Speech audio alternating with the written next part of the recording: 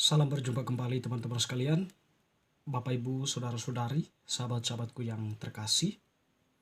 Pada kesempatan ini saya mengajak kita kembali lagi mempersiapkan sedikit waktu kita untuk mendengarkan sabda Tuhan yang kita ambil dari Penginjil Lukas bab 12 ayat 8 sampai 12.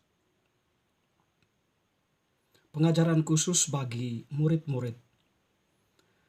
Aku berkata kepadamu, setiap orang yang mengakui aku di depan manusia, Anak Manusia juga akan mengakui dia di depan malaikat-malaikat Allah. Tetapi barang siapa menyangkal aku di depan manusia, ia akan disangkal di depan malaikat-malaikat Allah. Setiap orang yang mengatakan sesuatu melawan Anak Manusia, ia akan diampuni. Tetapi barang siapa menghujat Roh Kudus, ia tidak akan diampuni.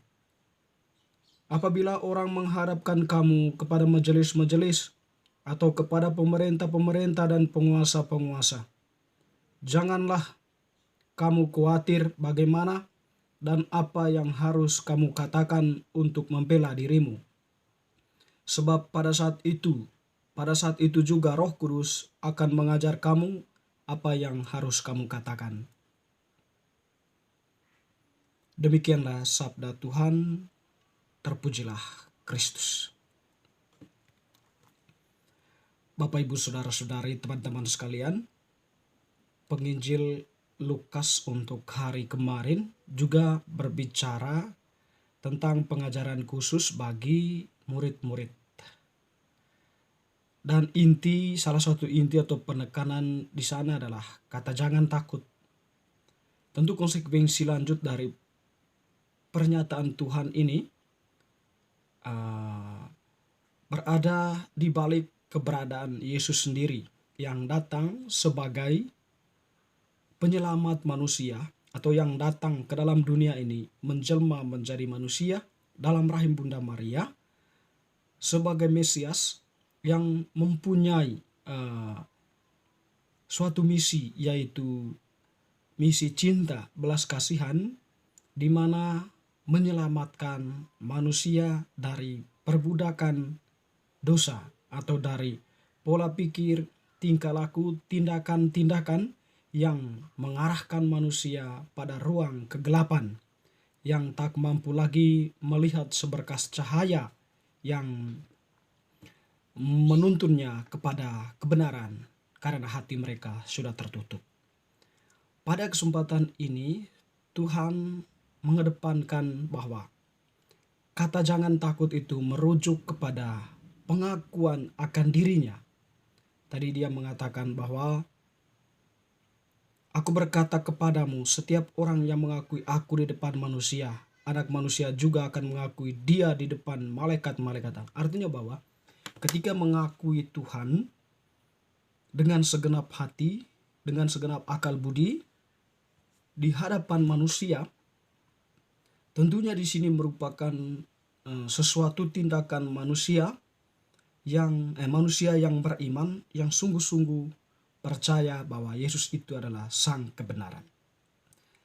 Dalam hal ini, mengakui Yesus di depan umum tentu pada pemahaman mengakui kebenaran, membela kebenaran, mempertahankan kebenaran, atau menunjukkan kebenaran. Di situ ketika manusia berani untuk melakukan itu karena mengakui Yesus, maka manusia pun akan diakui oleh Tuhan sendiri di depan malaikat-malaikat Allah, atau diakui oleh Yesus sendiri di depan malaikat-malaikat Allah. Sebab tindakannya itu adalah sebuah tindakan kebenaran atau sebuah tindakan yang diinspirasi oleh kebenaran yang diajarkan oleh Tuhan kepadanya. Sebaliknya, setiap orang yang takut untuk mengakui Tuhan di depan umum, maka dia pun tidak akan diakui di depan malaikat-malaikat Allah. Dan juga bahwa Tuhan menegaskan, karena ada banyak orang melihat karya Yesus secara khusus berkaitan dengan Yesus yang melakukan tindakan-tindakan mujizat pengusiran roh jahat. Jadi ada banyak orang, khususnya orang-orang yang membencinya, mengatakan bahwa dia itu dirasuki oleh, atau dia itu sahabat Belzebul, atau dia itu menggunakan kekuatan Belzebul. Tapi sebenarnya bahwa Tuhan Yesus itu berkarya, ya, bersama Roh Kudus, bersama Bapa. Secara tidak langsung ketika orang-orang itu mengatakan hal itu, mereka itu menghujat Roh Kudus. Bagi Tuhan, eh, setiap orang yang mengatakan sesuatu melawan anak manusia, dirinya, ia akan diampuni. Sebab Tuhan itu adalah datang untuk memberikan juga pengampunan bagi setiap orang yang mau mengakui kesalahannya di hadapan Allah. Tetapi dia mengatakan barang siapa menghujat Roh Kudus, ia tidak akan diampuni. Ya, menghujat Roh Kudus itu adalah suatu perbuatan atau kata-kata, tindakan yang memang tidak mempunyai ruang pengampunan. Apa yang menjadi latar belakang dari pernyataan Tuhan ini, kita tidak tahu. Yang terpenting refleksi kita atau penghayatan kita bahwa Tuhan mengatakan itu untuk menegaskan bahwa manusia itu setidaknya perlu kerendahan hati, perlu rendah diri di hadapan Allah, di hadapan mujizat-mujizat Allah, atau di hadapan tindakan-tindakan Allah yang senantiasa menyertai kehidupan kita manusia.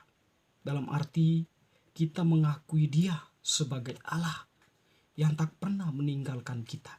Roh Allah senantiasa menyertai hidup manusia, menyertai dunia ini, menyertai bumi ini, menyertai alam ini. Di situ manusia sebagai ciptaan yang bagaikan debu mengakuinya sebagai Dia yang mencintai manusia tanpa batas. Ketika manusia menghujatnya, tentu ini merupakan suatu perbuatan yang tidak tahu berterima kasih atas karya agung Allah. Teman-teman, saudara-saudariku yang terkasih, lebih tegas Tuhan mengatakan bahwa berhadapan dengan manusia tadi, dalam hal kita membela kebenaran, menghadapi penguasa-penguasa, pemerintah-pemerintah, janganlah kamu khawatir bagaimana dan apa yang harus kamu katakan untuk membela dirimu. Sebab pada saat itu Roh Kudus akan mengajar kamu apa yang harus kamu katakan. Itu tadi. Roh Kudus itu menyertai setiap orang yang mencintai kebenaran, yang berani mengakui kebenaran di hadapan umum. Dan ketika kita berhadapan dengan pemerintah-pemerintah, penguasa-penguasa lalim yang tidak menghendaki pengakuan kita akan kebenaran, perjuangan kita akan kebenaran, sikap kita melawan, mengecam kejahatan, tentu konsekuensinya berhadapan dengan para penguasa dan pemerintah-pemerintah. Di situ bagi Tuhan jangan takut, sebab pembelaanmu, atau jangan khawatir sebab kamu akan dibela oleh Roh Kudus. Roh Kuduslah yang akan berkata-kata membela kamu. Ya, nanti kan Tuhan selalu menampilkan atau menjaga orang-orang yang berani mengakui Tuhan di hadapan dunia ini. Ya, jadi Bapak Ibu Saudara-saudari yang terkasih, pengakuan akan keberadaan Tuhan ya merupakan sesuatu yang setidaknya itu menjadi pegangan kita secara khusus kita sebagai orang yang telah dibaptis. Hal sederhana yang mungkin bisa kita lakukan itu adalah sebelum makan di tempat umum, membuat tanda salib itu adalah suatu tanda kita mengakui Tuhan Allah Tritunggal Maha Kudus, Bapa, Putra, dan Roh Kudus. Amin. Atau kita berdoa, kita berani menyebutkan Tuhan kita itu adalah Yesus. Kita berani untuk mengakui Tuhan kita Yesus Kristus itu mempunyai kuasa untuk memberikan kita yang terbaik, membimbing kita, menjaga kita kapan dan dimanapun. Yang terpenting bahwa diri kita senantiasa ikhlas dan tulus menerima Dia, mengakuinya. Itulah iman kita, pengakuan akan Tuhan Yesus sebagai Allah Juru Selamat kita, dan juga berani untuk melakukan apa yang menjadi perintahnya, apa yang menjadi konsekuensi dari setiap ajarannya yang perlu kita lakukan. Jadi Bapak Ibu Saudara-saudari yang terkasih, Bacaan hari ini sebenarnya Tuhan mengajak kita ya melalui pengajarannya. Janganlah takut untuk memberi kesaksian tentang Yesus, tentang Tuhan penyelamat kita di tengah dunia ini. Pengakuan akan Yesus memberikan kita semangat untuk berani mengakui kebenaran dan melakukan.